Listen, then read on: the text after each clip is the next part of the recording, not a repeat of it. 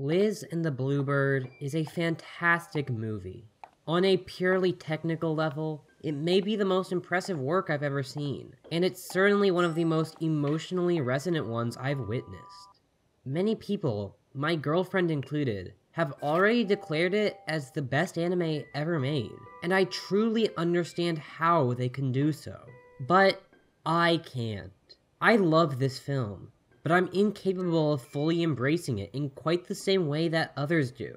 Its connection to Hibike Euphonium, a series which I've come to view as one of the most disappointing that I've ever seen, is something that poisons my enjoyment of Liz. That I still believe it's a 10 out of 10 movie is a testament to how good it is.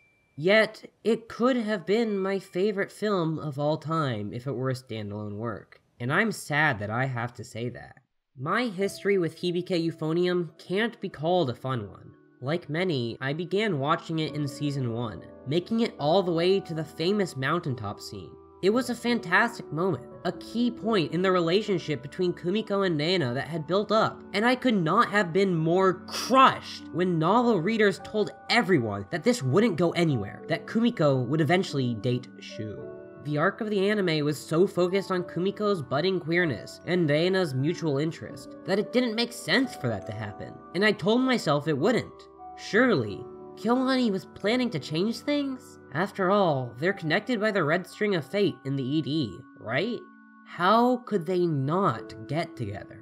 Yet I fell off the show, too frightened by the spoilers I had received. Some may say that dropping a show just because your ship doesn't work out is silly, but that's an unfair way of looking at things. If you read the arc of a show as being about a character coming to understand their attraction to another person, that being thrown away will inevitably put you off. I did not simply ship Kumiko and Nana. To me, their relationship was the series' core. So when I returned to the show before Season 2 aired, and the two of them showed no sign of separating from one another, I was incredibly happy. Perhaps Kyoani truly wouldn't go down the Shu route.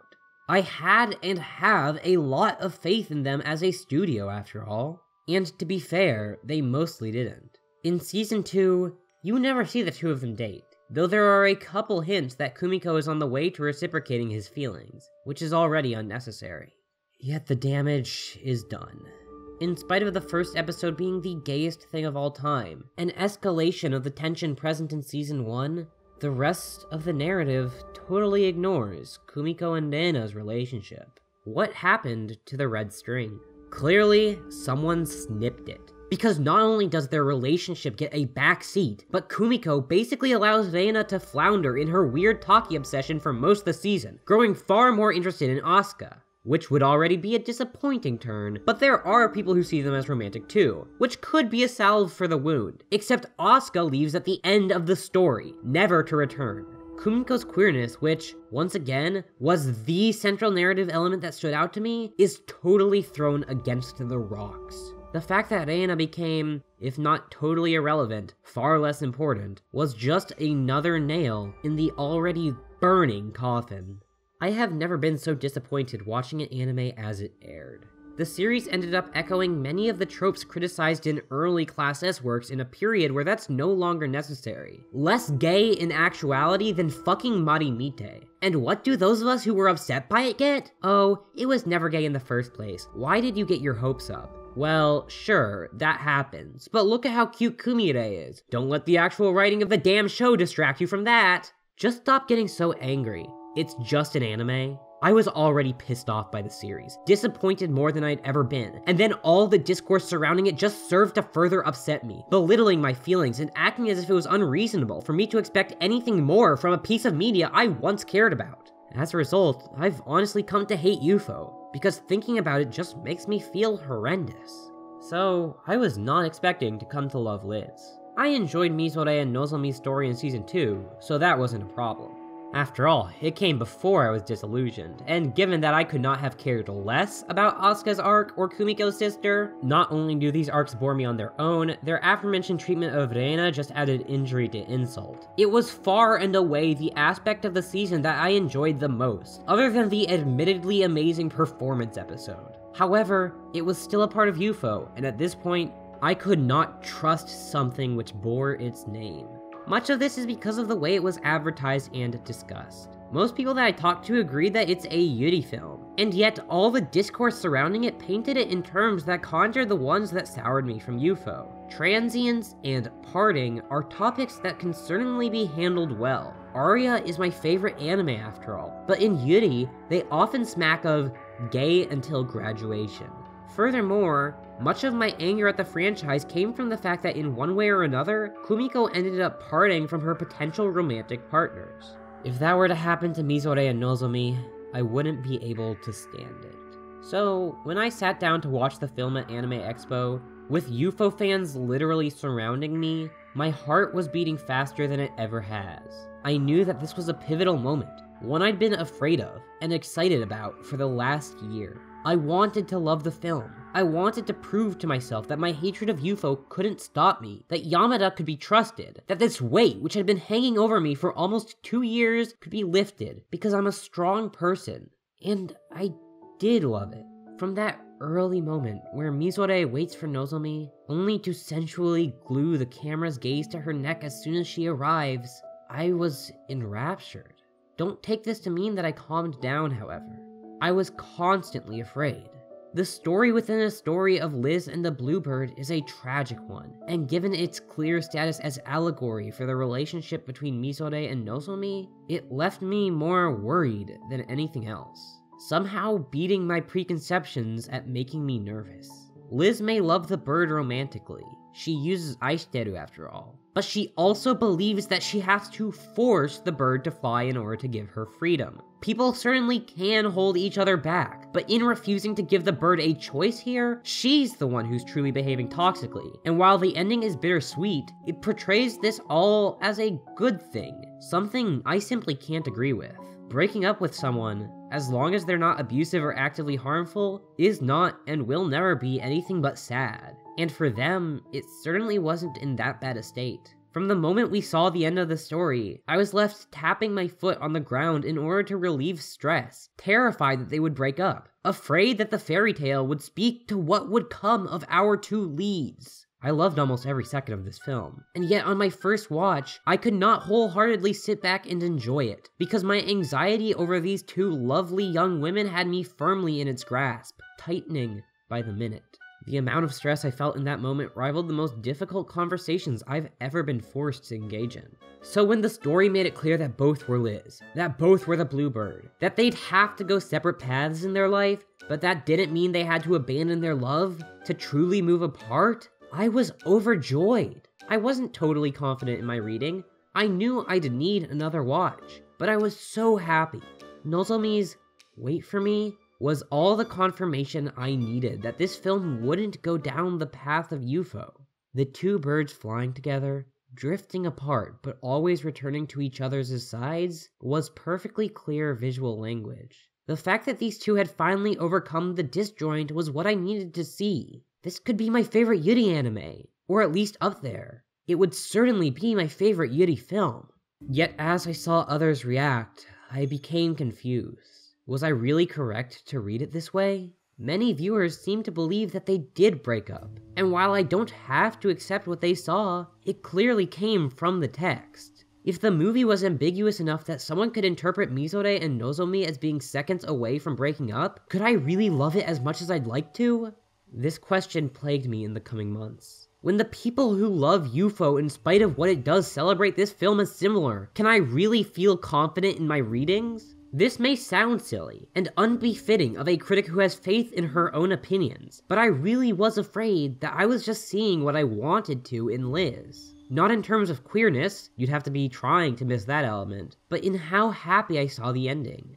If this film ultimately did promote the idea that to help someone grow, you have to leave them, I wouldn't be able to stand it. Call me a romantic, naive, whatever you like, but I don't believe that's a healthy message, and people's reactions made me terrified that that's what it was trying to say.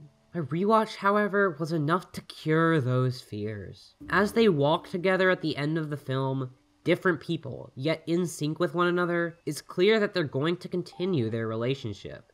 Throughout it, as other characters' romantic situations are brought up, it's obvious that Mizore and Nozomi's feelings are just as romantic, whether they know it or not. They may not have been the healthiest, but they're improving. And their doing so is painted in the most masterful portrayal of a relationship that I have ever seen in the film medium. Yamada's direction, Nishiya's designs, Ushio's soundtrack, all come together to sell this as one of the greatest films ever made. I can honestly, confidently say that now. I love Liz and the Blue Bird. It is perfect, and I've been reading it correctly. Yet every time I think about it, I can't shake the negative association that it has in my mind as a part of the UFO franchise. What if Takeda writes a side story breaking them up in a year, once again ruining what I see as the core part of her work, her actual masterpiece? What if an interview comes out that says, really, this isn't gay, nor is it a relationship that has any chance at lasting beyond the story? I honestly don't know what I would do.